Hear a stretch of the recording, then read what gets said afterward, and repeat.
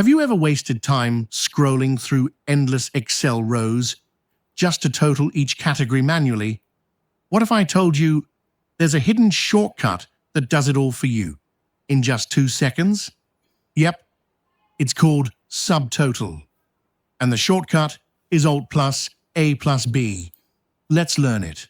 Right now, subtotals are like Excel's magic wand. They let you group, total, and organize your data instantly. No formulas, no stress. Here's a sample data set: region, country, and sales.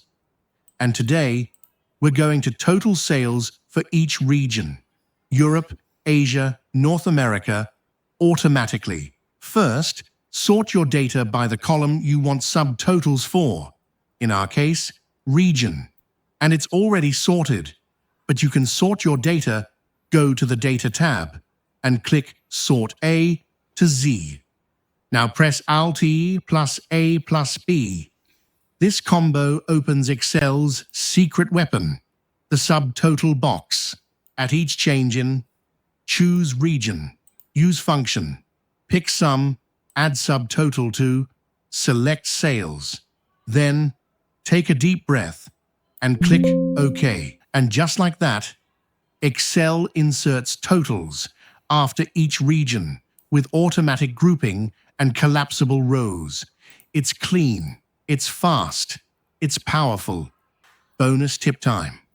Want the average instead of sum? Press Alt plus A plus B again and change the function to average. Need to undo everything? Easy. Just click Remove All. If that blew your mind, hit like, share this with an Excel lover, and don't forget to subscribe. This is Excel Lesson 8. See you in 9.